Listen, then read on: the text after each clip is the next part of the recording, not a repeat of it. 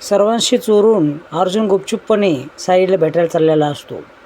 पण त्याला माहितीच नसतं की खाली कल्पना, अस्मिता आणि अश्विन हे बाळासंग खेळत असतात. सर्वजण त्याची खूप खिल्ली उडवतात. तो खोटंच सांगतो की मला ऑफिसला जायचं आहे, त्याची तयारी मी करत आहे. त्याच्या वेळेस ऑफिसला तुटलेलं टी शर्ट घालून जायचं आहे का असं अश्विन बोलतो, कारण त्याच्या बॅगेतून टी शर्ट बाहेर लटकत असतो. आता त्याची चोरी पकडलेली गेलेली असते. शेवटी कल्पना बोलते जा सायलीकडे. त्यावेळेस तो थँक्यू म्हणतो आणि तिथून निघतो. पण त्याची खूप जणं खिल्ली उडवतात आणि सर्वजण तो जाताना हसत असतात आणि अश्विन तोंड मारत असतो की ऑफिसला जा, फाईल घेऊन जा, लॅपटॉपची बॅग घेऊन जा.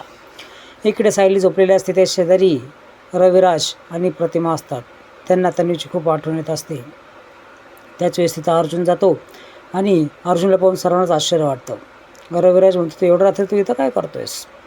त्यावेळेस प्रतिमा आत्या त्याला घेऊन जाते. तो सायलीपाशी आणि बाळापाशी जातो. त्यांच्या संग झोपेतच तो बोलत असतो. आता इकडे सचिन प्रियाला भेटायला आलेला असतो. पण प्रिया लॉकअपमध्ये नसते. कुठं गेली असं तो विचार करत असतो. पण प्रिया सचिनलाच कॉल करण्यासाठी परमिशन घेऊन गेलेली असते. पण त्याचा फोन काय लागत नसतो. त्याच्याकडं जुना नंबर असतो. ती खूप रिक्वेस्ट करते. पण शेवटी ते पोलीस आणि जेलर तिला तिथून काढून देतात. पण त्या दोघांची गाठ जेलमध्ये होते. त्यावेळेस सचिन त्याची व्यथा सांगतो की खूप मोठी पोटगी त्या अस्मिताने मागितली आहे. ते खूप मला भारी पडले आहे. त्याच्या सुखाला आपण नजर लावली पाहिजे. त्यावेळेस प्रिया बोलते नजर लागल, फक्त तू एक बातमी त्यांच्यापाशी पोहोचव.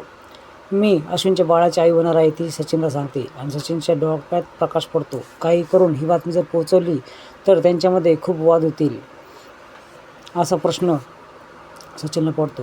प्रियाचा खूप कॉन्फिडन्स वाढलेला असतो, कारण ती सुभेदारांचा विध्वंसच नेहमी पाहत असते.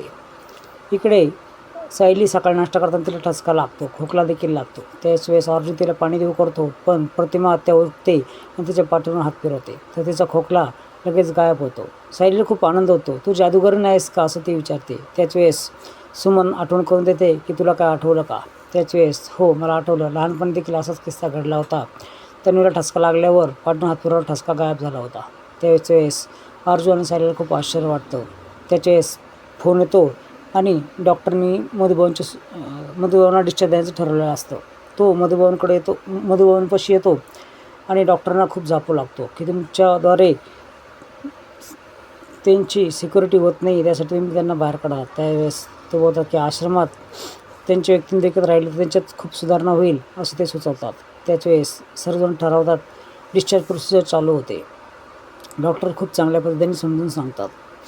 आता इकडे अस्मिताला काही करून इंटरव्ह्यूला जायचं असतं. पण तिच्या मनात व्यथा असते की जाऊ कसं काय, बाहेर कसं काय पडू. सायली असते तर मी तिची मदत घेतली असती, पण आता सायलीने तर काय करू, तिला खूप प्रश्न पडलेला असतो. दुसऱ्या दिवशी तुम्ही बघणार आहात की प्रतिमा त्या लहानपणाची ड्रॉइंग केलेली तन्वीची ड्रॉइंग दाखवते. त्याच वेळेस ती ड्रॉइंग तर खरं सायलीची असती, कारण तिने आश्रमाच्या भिंतीवर काढलेली असते असं कुसुमने सांगितलेलं असतं.